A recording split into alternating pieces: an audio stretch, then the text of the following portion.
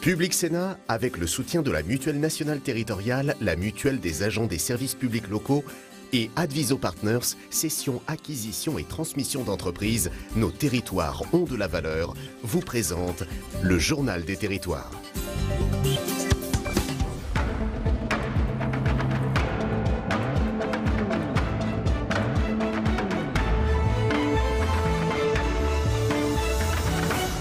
Bonjour à tous et bienvenue dans notre édition ce mercredi en deux parties. Dans un instant, le JT des territoires que je vais vous présenter. Et puis Territoire d'info en deuxième partie avec l'invité politique. Aujourd'hui, c'est Damien Abad, le vice-président des Républicains, député de l'Ain, qui sera notre invité en direct sur ce plateau. Voilà, tout de suite, je vous retrouve pour le JT des territoires dans un instant.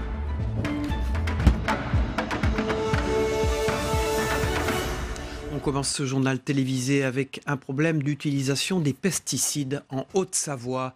Le collectif Glyphosate 74 dénonce des taux beaucoup trop élevés. 3 sessions de prélèvement d'urine ont été réalisées à Thonon-les-Bains, à La Roche-sur-Foron et à Annecy.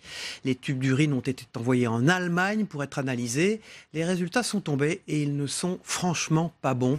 Reportage de Camille Rivollet de 8 Mont-Blanc, notre partenaire. Voilà la sensation d'être juste en danger à l'instant. Je vais boire ce verre d'eau, c'est quand même triste, mais voilà, je sais que cette eau est contaminée par des pesticides, malheureusement. Le glyphosate est partout. Maryse le sait, puisqu'elle est à l'origine de l'association Glyphosate 74. Avec les membres de l'association, ils ont organisé 3 sessions de prélèvement à La Roche-sur-Foron, Thonon-les-Bains et Annecy. Au total, 160 personnes ont réalisé des prélèvements d'urine pour connaître leur taux de glyphosate. On en retrouve partout, les modes de contamination, c'est l'eau, le sol, l'air, avec des particules de pesticides qui sont en suspension, et puis le moindre fait de respirer fait qu'on se contamine. Les résultats sont revenus du labo et ils sont alarmants. La moyenne est de 0,8 nanogrammes de glyphosate par millilitre d'urine. La Roche-sur-Foron a les taux les plus élevés. Chaque volontaire a reçu une fiche de résultats détaillés. Les taux moyens retrouvés par session et puis le taux individuel, le résultat individuel. Même si Maryse fait très attention à son alimentation en consommant des produits bio ou cultivés dans son jardin, son taux est au-dessus de la moyenne. Je suis fortement contaminée, j'ai un taux très élevé de glyphosate dans les urines. Et encore, on n'a recherché que le glyphosate dans les analyses, on aurait pu aller plus loin. On a cherché que le glyphosate, ce qui est le plus facile à trouver. Mais j'ai quand même 0,9 nanogrammes par millilitre d'urine, ce qui est 9 fois trop par rapport à une norme autorisée dans l'eau de consommation. Et oui, effectivement, je suis en colère parce que je fais extrêmement attention. Infirmière depuis une vingtaine d'années, elle a vu la situation se détériorer et ne pouvait plus rester impuissante. Je travaille plus particulièrement dans un service d'endocrinologie. Et moi, je suis juste épatée parce que je vois apparaître des jeunes qui arrivent avec des perturbations endocriniennes, mais juste incompatibles avec une vie standard, une vie normale. Sur les 160 volontaires, 140 vont porter plainte le 24 mai au tribunal de grande instance d'Annecy. Une plainte portée collectivement avec 140 dossiers individuels et autant d'analyses d'urine. Le procès sera d'ampleur nationale, il aura lieu à Paris, mais la date n'est pas encore précisée. On part pour la Bretagne maintenant. Des plantes pour lutter contre l'érosion là-bas. Pluie et rafales de vent s'abattent régulièrement sur cette région. Des phénomènes climatiques qui attaquent les dunes et les plages. Dans le pays bigoudin, comme on l'appelle, les élus cherchent des solutions à long et à court terme pour éviter l'érosion. Des oyats ont été plantés sur le cordon dunaire, nouvellement créé. Un chantier participatif auquel a assisté Frédéric Lorenzo pour TBO, la chaîne du groupe Le Télégramme en Bretagne.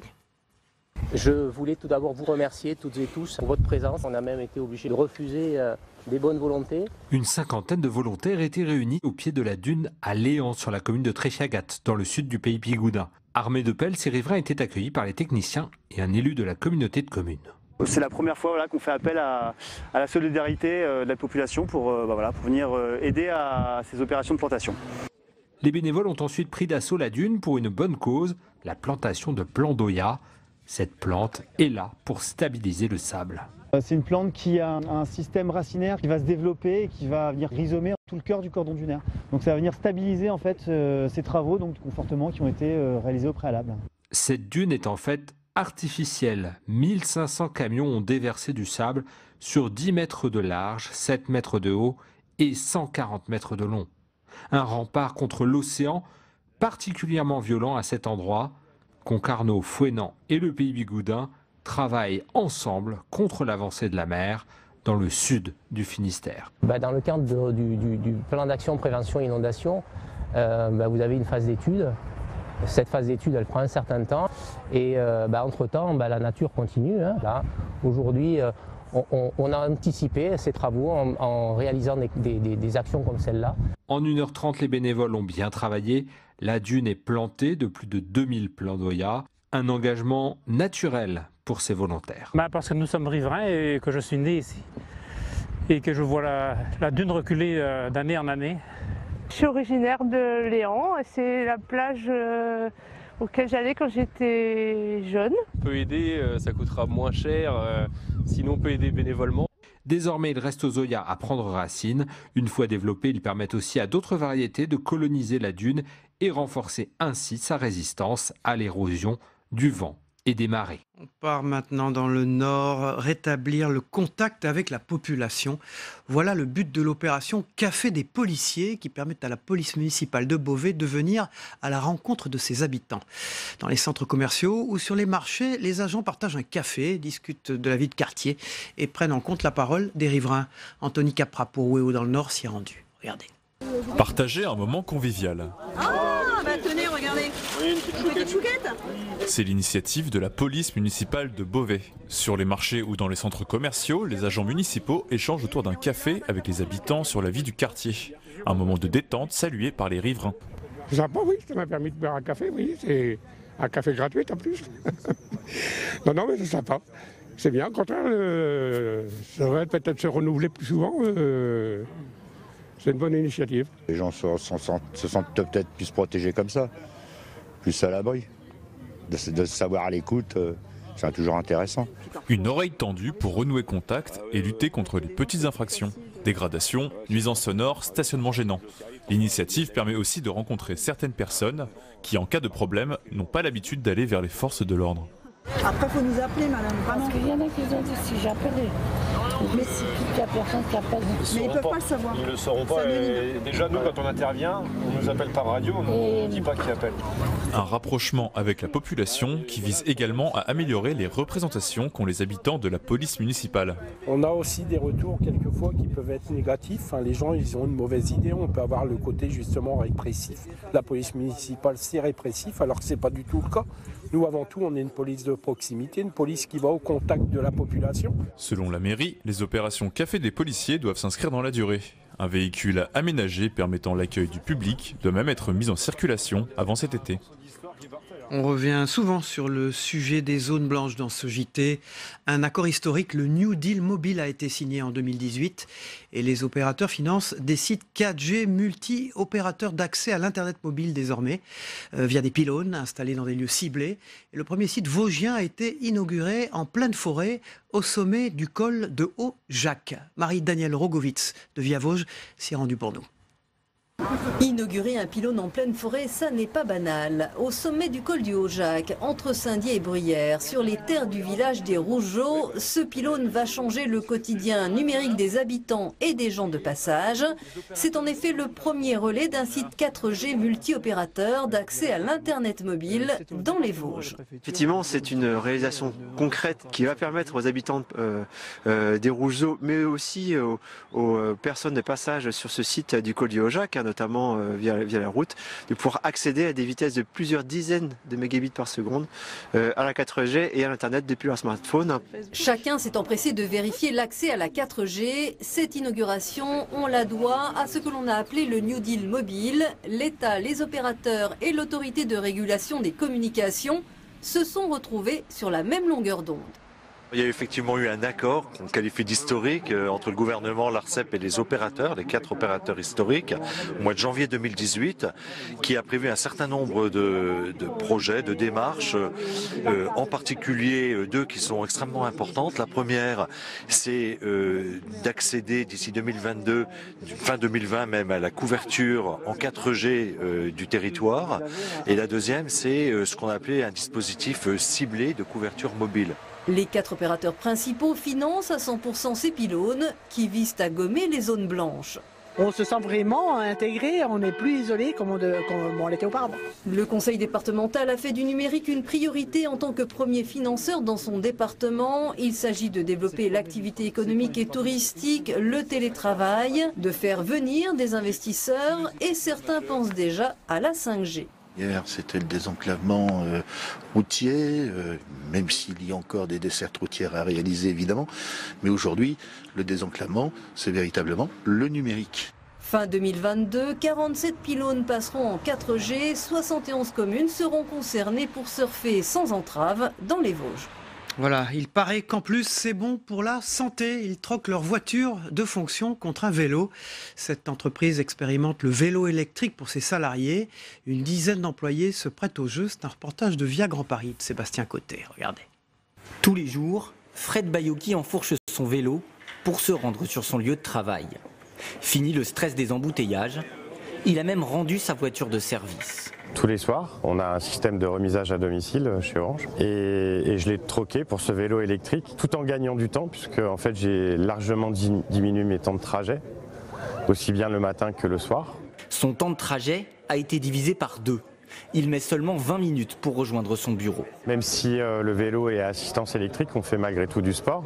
Donc c'est toujours très bien de faire du sport et le matin et le soir. Cette entreprise expérimente le vélo électrique pour ses salariés.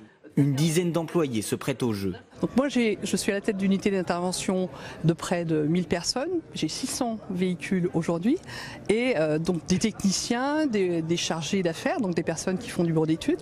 Et donc je trouvais intéressant de pouvoir leur proposer autre chose qu'un véhicule pour se déplacer dans Paris. Une flotte de vélos est à disposition des salariés. 2 types sont proposés, des 2 roues électriques simples et des vélos cargo pour les techniciens qui transportent du matériel. L'objectif, c'est de faire en sorte que les salariés eux-mêmes soient acteurs de la politique environnementale. C'est un peu de la performance durable, hein, c'est-à-dire que oui, effectivement, ça sera écologique et ça sera aussi économique. À Paris, 42% des trajets en voiture font moins de 10 km. Des déplacements qui, effectués à vélo, permettraient de limiter considérablement la pollution de l'air. Voilà, on poursuit ce JT avec dans un instant la une des titres de la presse quotidienne régionale, puis le club de la presse avec Patrice Moyon et Jean-François Beige. A tout de suite.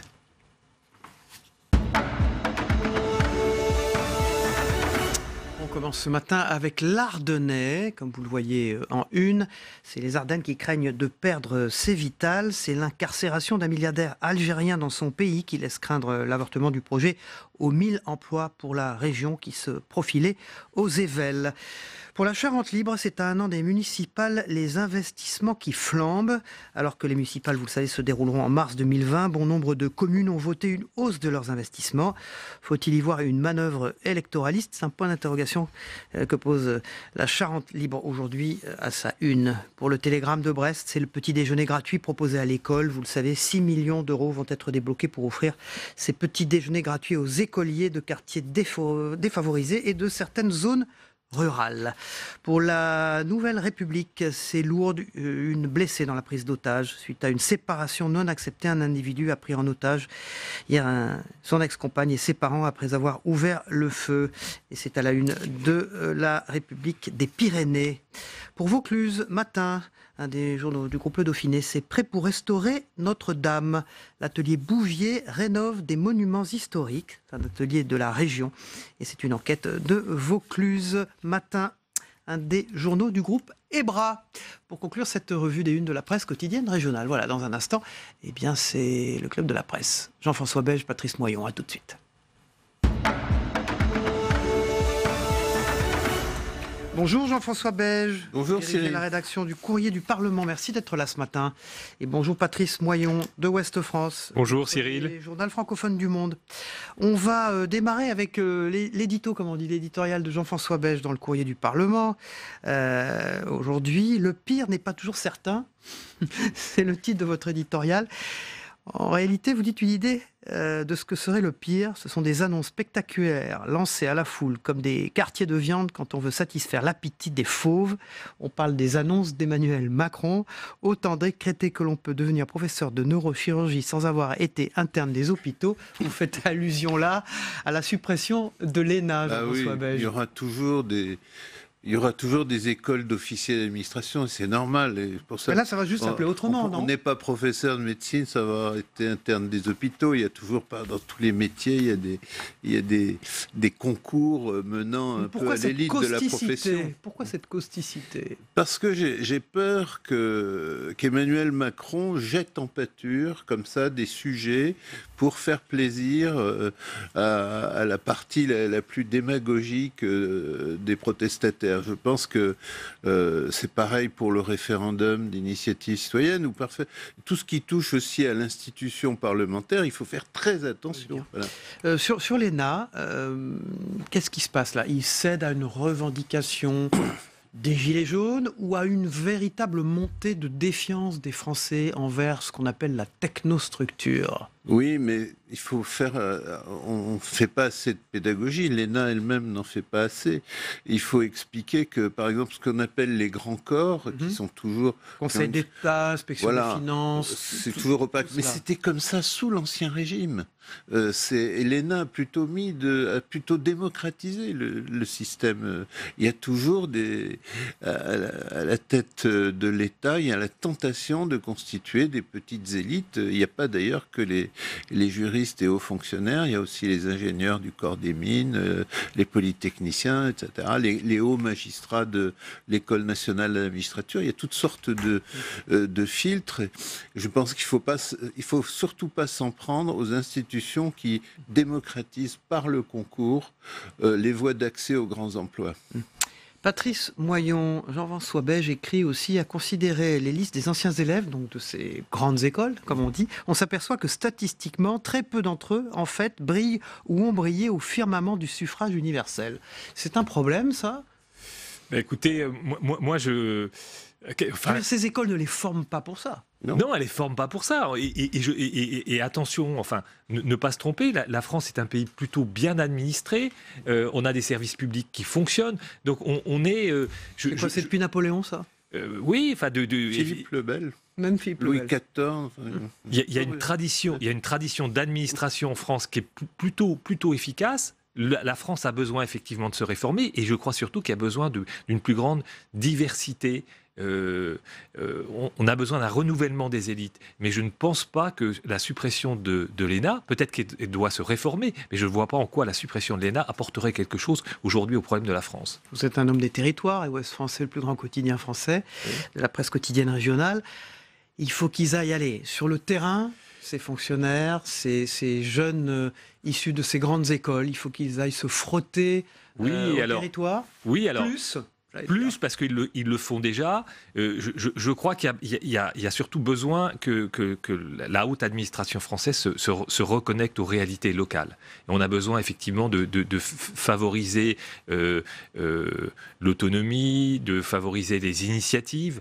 Et ça, mais ça c'est pas forcément contre la haute administration. Il faut le faire en lien avec cette administration. Jean-François Beige. C'est un peu les conséquences des lois de décentralisation. C'est-à-dire que les élus ont pris beaucoup d'importance.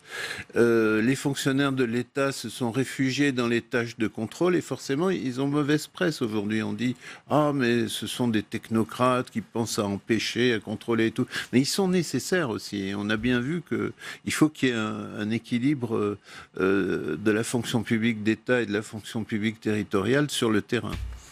Le pire des pires, vous écrivez, ce serait l'atteinte au bicamérisme via l'institution sénatoriale. Alors là, vous nous intéressez. Bah oui, parce qu'on dit toujours beaucoup de mal du Sénat, on ne se rend pas compte des services éminents qu'il rend.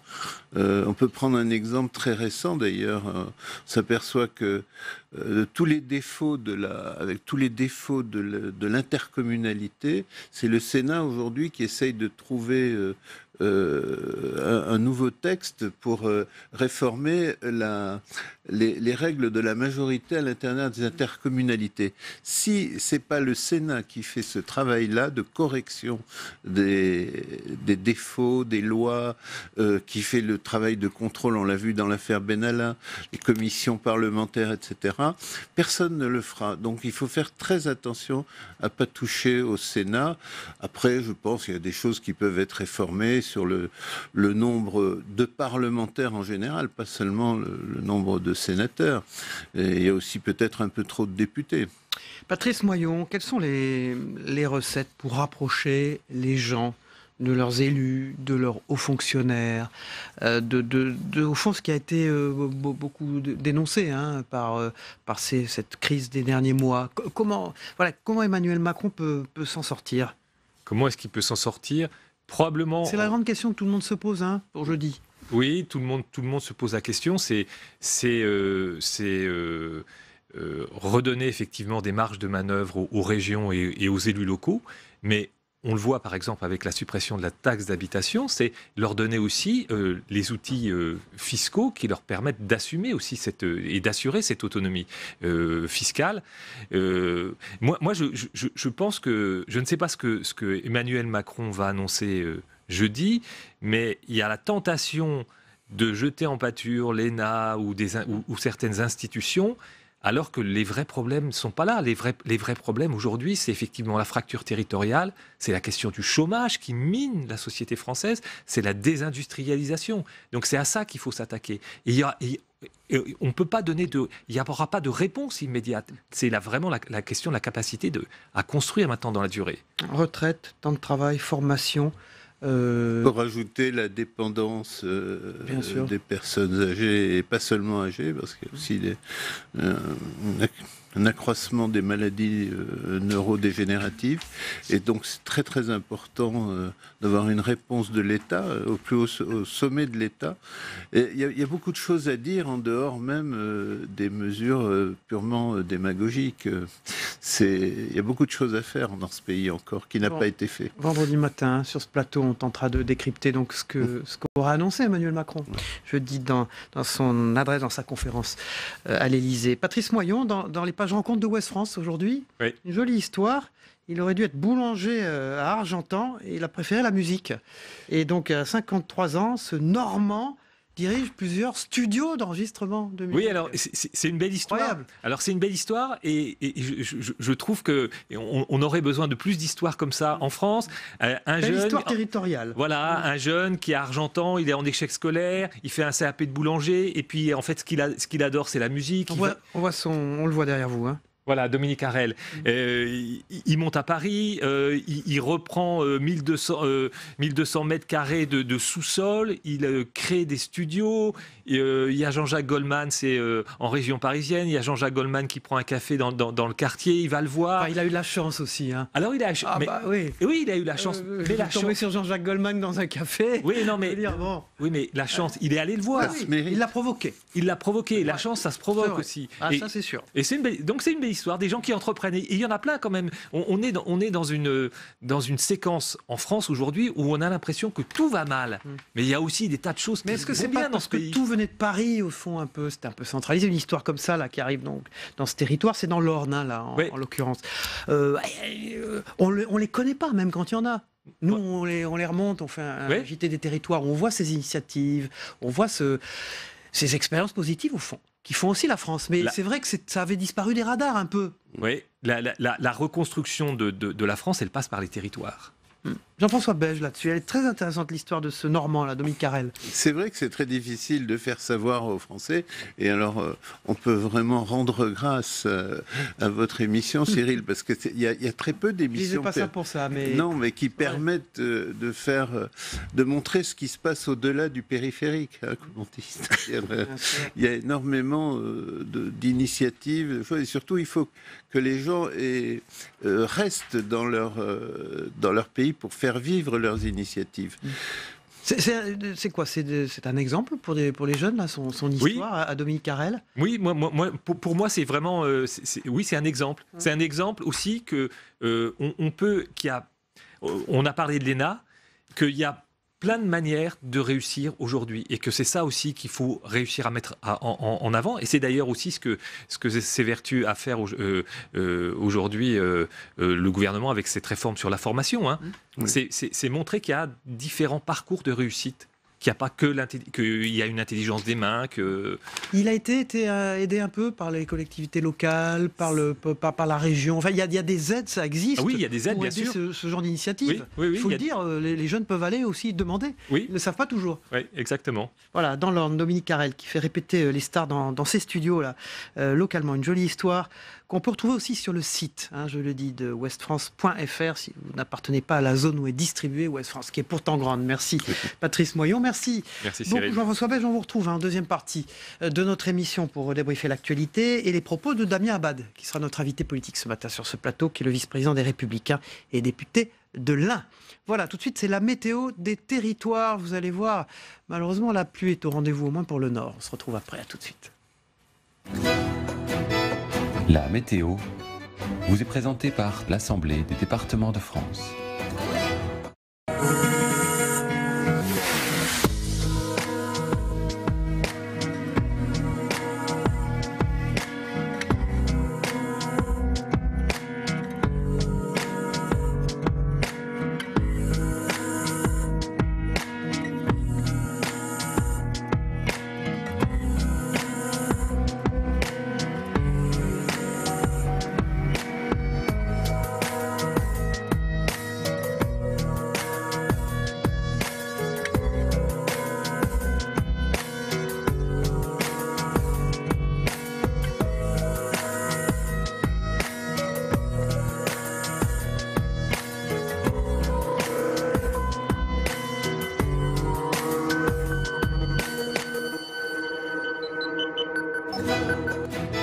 C'était la météo avec l'Assemblée des départements de France.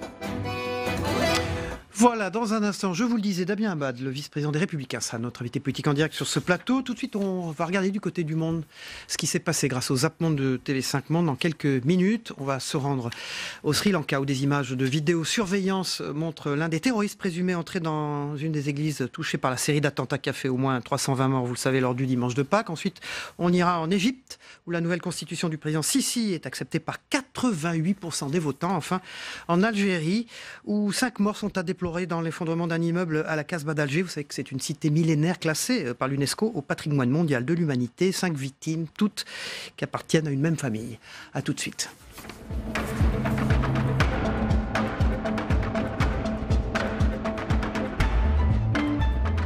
Public Sénat, avec le soutien de la Mutuelle nationale territoriale, la Mutuelle des agents des services publics locaux et Adviso Partners, cession, acquisition et transmission d'entreprises, nos territoires ont de la valeur, vous ont présenté le Journal des territoires.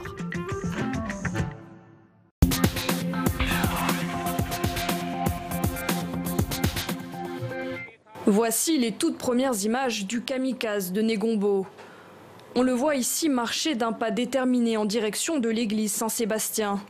Sac sur le dos, il pénètre à l'intérieur et se mélange aux fidèles venus célébrer la messe de Pâques. Le nombre d'électeurs en faveur des réformes constitutionnelles est de 23 416 741 voix. Ces changements entrent en vigueur dès maintenant dans notre Constitution. Ces réformes permettent désormais au président égyptien de se représenter jusqu'en 2030. Son mandat actuel passe de 4 à 6 ans et lui donne un contrôle presque total sur le pouvoir judiciaire. Intimidation, menaces, citoyens incités à aller voter. Comme cet homme sur son compte Twitter, il affirme qu'en échange d'un vote en faveur des réformes, les électeurs reçoivent un carton rempli de produits de première nécessité. Ce mardi, ils sont encore des dizaines rassemblés devant cet immeuble de la Casbah. Lundi, les 4 étages se sont tout simplement effondrés, tuant 5 membres d'une même famille, dont 2 enfants. Des morts de trop pour les habitants de la Casbah, où la colère monte contre les autorités locales. Les gens qui étaient responsables de la réhabilitation de la Casbah n'ont rien fait. Pour Bilal, y vivre, c'est prendre un risque tous les jours. Son immeuble est dans un état de délabrement avancé, des sols émaillés de trous béants jusqu'au plafond. Les responsables qui étaient en charge du dossier, ils ont pris l'argent de l'UNESCO, mais ils n'ont rien fait pour nous. On fait face à la mort chaque jour. En Chine, Mao Zedong avait son petit livre rouge. Xi Jinping, lui, a sa version 2.0, une application sur téléphone portable. Lancée en janvier dernier, elle permet aux utilisateurs de tout savoir sur la vie et l'œuvre du président chinois. J'y passe en moyenne une demi-heure à 1 heure chaque jour. On peut y apprendre des choses, mais aussi se divertir. Un système de points permet de classer les meilleurs utilisateurs. En échange, ils peuvent obtenir des cadeaux comme des entrées gratuites dans des lieux touristiques.